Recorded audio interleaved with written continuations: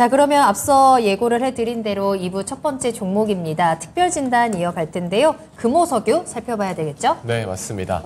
자, 5515님께서 문의 주신 종목이고요. 금호석유 14만 원의 비중은 30%십니다. 일단 금호석유가 오늘도 3.8% 정도 하락을 했죠. 네.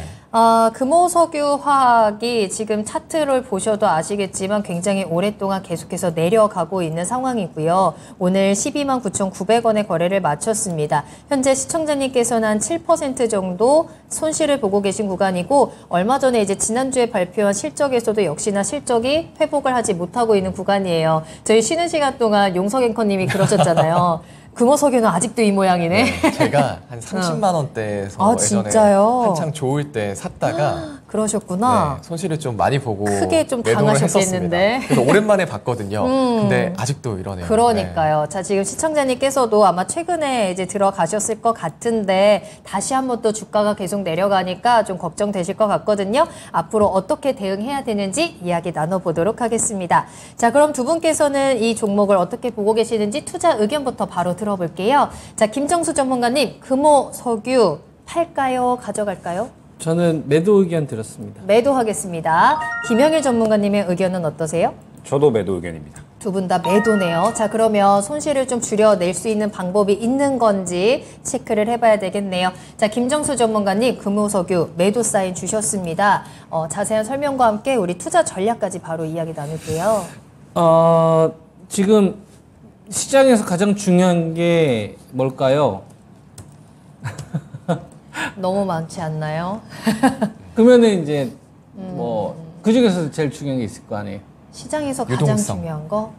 아까 인플레? 말씀 주셨으니까. 네, 저는 제 생각은 그렇거든요. 네. 그러니까 지금 주식시장을 판단을 하면 우리가 앞서 CPI 지표도 이야기했었고, 그쵸. 예.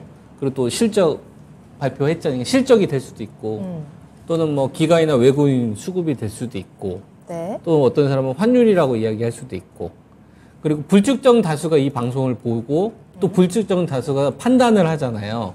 그러면은 결국은 매수하는 사람하고 매도하는 사람하고 부딪히는 건데, 여기서 뭔가 매수하는 사람이 이길 거야, 매도하는 사람이 이길 거야 라고 판단을 하려면 어떠한 그거를 관철시키는 핵심이 무게중심이 이동을 해야 된다는 얘기죠.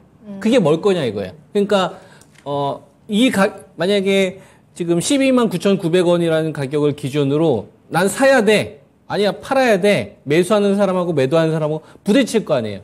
그럼 매수하는 사람들은 매수하는 근거를 댈 거고, 네. 매도하는 사람들은 매도하는 근거를 댈 거 아니에요. 그리고 나서 결판이 되겠죠. 그러면 그 결판을 짓는데 딱 심판 역할을 하는 그 키워드가 뭘 것 같냐 이거예요. 그러니까 모든 걸 다 아우르는. 조금 더 쉽게 예를 들어볼까요? 어렵습니다. 네. 08년도에 리먼 사태가 터졌어요. 네. 그죠? 08년도에 리먼 사태가 터졌어요. 자, 그래서 신한지주를 사야 될 것 같아요. 많이 빠진 것 같아. 한 30% 빠졌어요. 사시겠습니까? 아니요. 아니요. 리먼이라는 키워드가 딱 등장했는데, 야, 리먼 사태 터졌는데 뭔 주식을 사? 네. 네. 그런 거.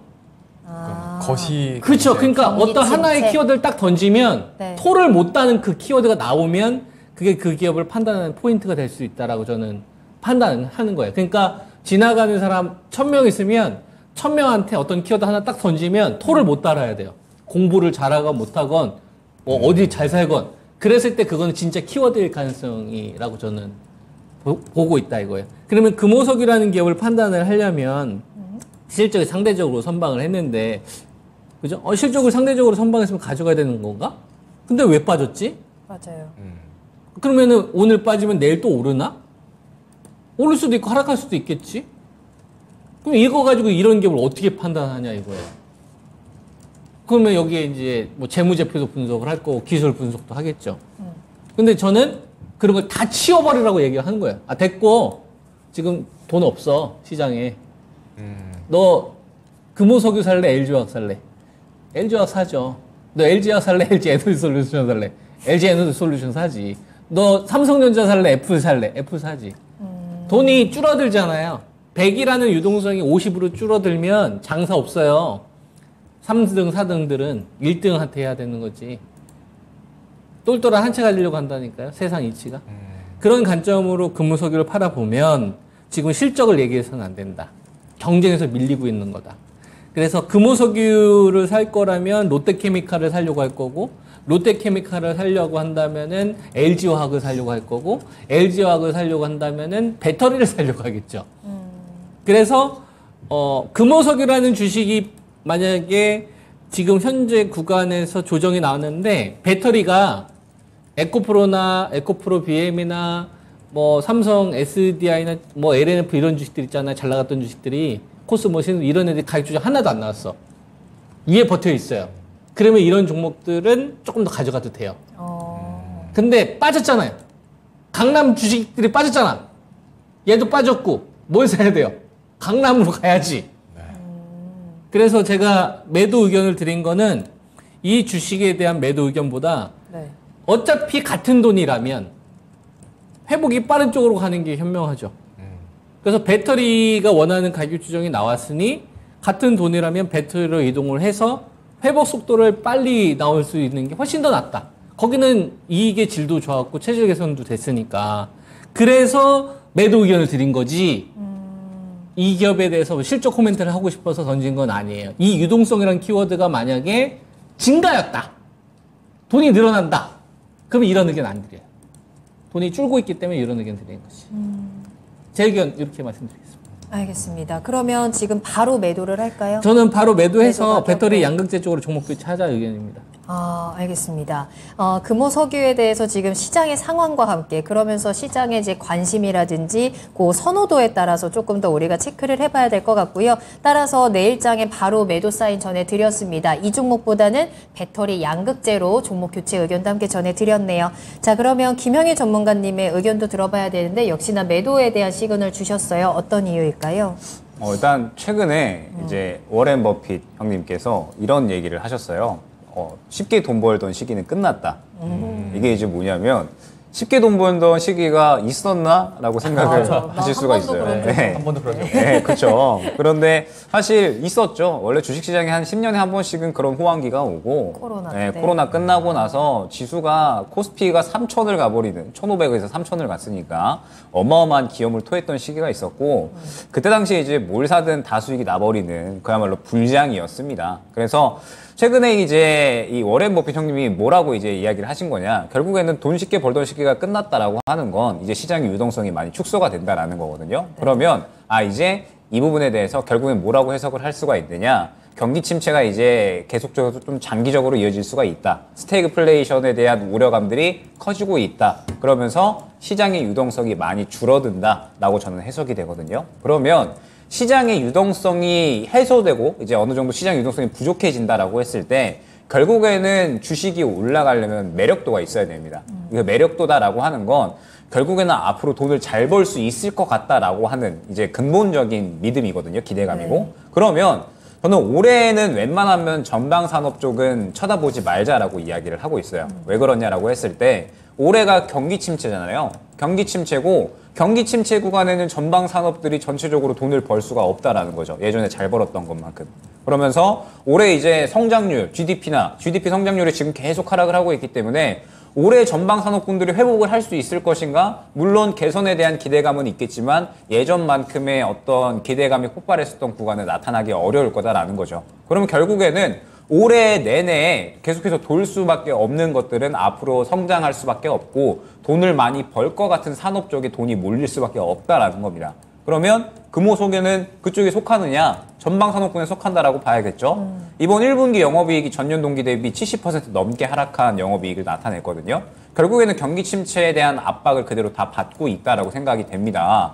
그러면서 최근에 이제 가스, 석유 관련주들이 한 차례 반응이 나왔었어요. 왜냐하면 LNG 관련해서 이제 LNG가 도매 시장 민간에 이제 풀린다라고 이야기가 나오면서 반응이 있었는데 GSE나 대성에너지 같은 가스 관련주들 움직였었고요. 그 다음에 뭐 흥그석유라든지 중앙에너비스 같은 석유 관련주들도 움직였습니다. 그런데 금요석유는 아예 반응이 없었죠. 지금 현재 그쪽에서도 전혀 매력도가 없다라고 느껴주시면 될 것 같습니다. 그러면 금요석유는 결국에는 이제 전방산업 살아나고 경기 침체 회복되면서 실적이 개선이 되어야 되는 건데 그게 언제쯤인가라는 거죠. 올해 경기 침체 이야기는 계속 이어질 거다라고 이야기가 나오고 있으니까 금호석유는 결국 저는 올해에는 매력도를 느끼기가 힘든 종목이 되지 않을까.